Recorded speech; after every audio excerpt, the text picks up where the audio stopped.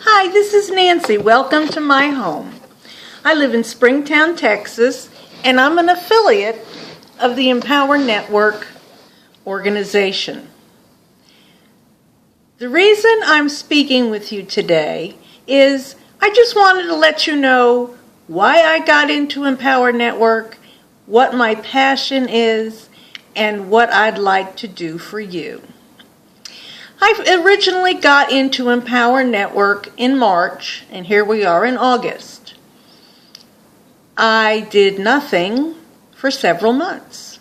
In May, I had the opportunity to visit my brother and sister-in-law in Palm Springs, California.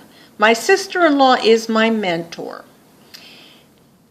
We got on some of our success calls together. I had the opportunity to listen to her and watch her as she worked her business, and I decided it was time for me to do something.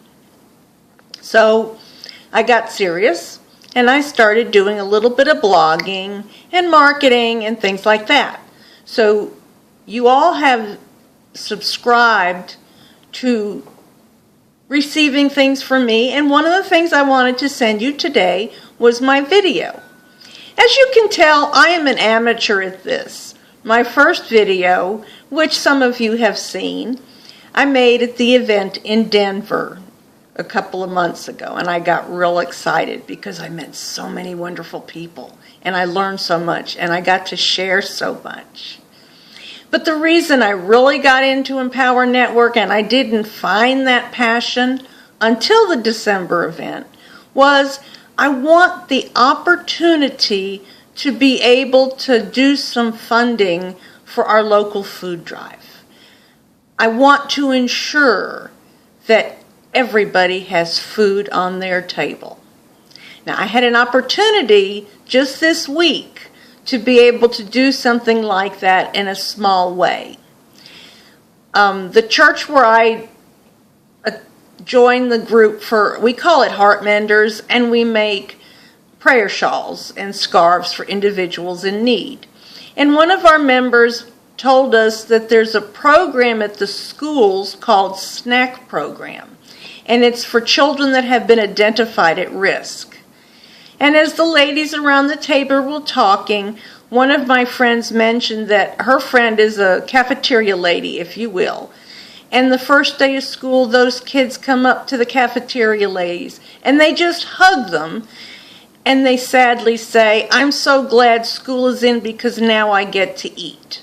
Now that really touched me. So I told Judith that I would happily sponsor one child. This is for 10 months. It's $150, and I felt that this was something I could do in a smaller arena. Now, $150 seems like a great deal of money to some of you. Some of you are going to be in a situation where you have nothing. And like my ex-boyfriend when he was much younger, you may be living under a bridge, eating water gravy and white bread for your meals. Others of you may be in a situation where you have a job, or, like me, you may be retired and have a pension and your Social Security. So, while I'm in the group that don't need this to survive, I am in this group to fulfill my passion. And I want to be able to not only fund Neighbor to Neighbors every month so that they can guarantee that every single family has enough meat and produce to last them for more than 5 meals. This is one of my goals. I used to volunteer there. I see exactly where the money goes. I've met many of the clients and heard some of their stories, and yes, they are sad. And it concerns me that there are people that potentially can go hungry. So I'm hoping that through this, I can not only partner with you to help you reach your passion, but if you're in a category that you're at risk, then I challenge you to get started and join me as a partner and improve that situation. Many of our leaders including our founders, Dave and Dave, and you'll see that in their videos that you get from me, have either been bankrupt many times, addicted to either alcohol or drugs. They've hit bottom and they have come back. And some of them were heating their homes with their ovens and stoves just to keep the children warm. Now I can remember when my husband, may he rest in peace, and I first married. And let me tell you that story, because now it's refreshing, then it was sadly true. I always clipped coupons in those days. This was in 1984. And we had to go get some things from the grocery store. I'd come home from work and he said, Mama, he always called me Mama. And Sonny said, we need to go to the store. We're out of beans and we're out of rice and we need some onions. And can we get a little bit of meat to put in those beans?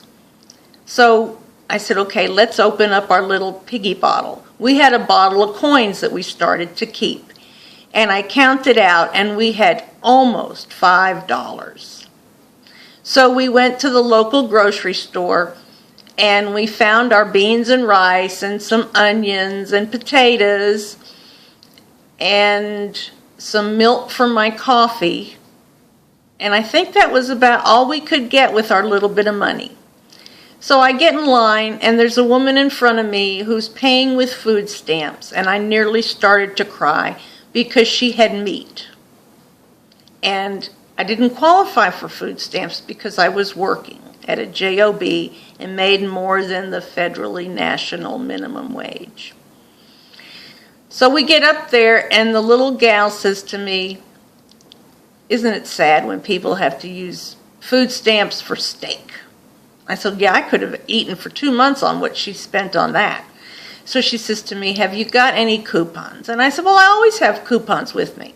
She said, go take your coupons and you and your husband pick out a chicken and some vegetables and some salad stuff along with your groceries. Get $5 worth of food. So we had our beans and rice and potatoes, of course, and then we got another $5 worth of food. She took my coupon envelope and she took out $5 in coupons and rang them up. We got outside the store and I couldn't stop crying. And it still upsets me to think that she was so kind to make sure that we had something to eat. And we ate for a week on that chicken. We really made it last. But I'll never forget that. So yes, I've been on both sides of the fence, and I can relate.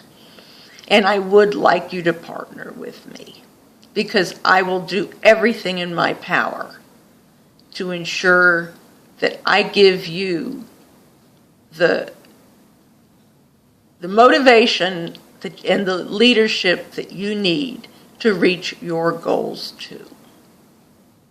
Thank you for listening, and I look forward to seeing you on the inside.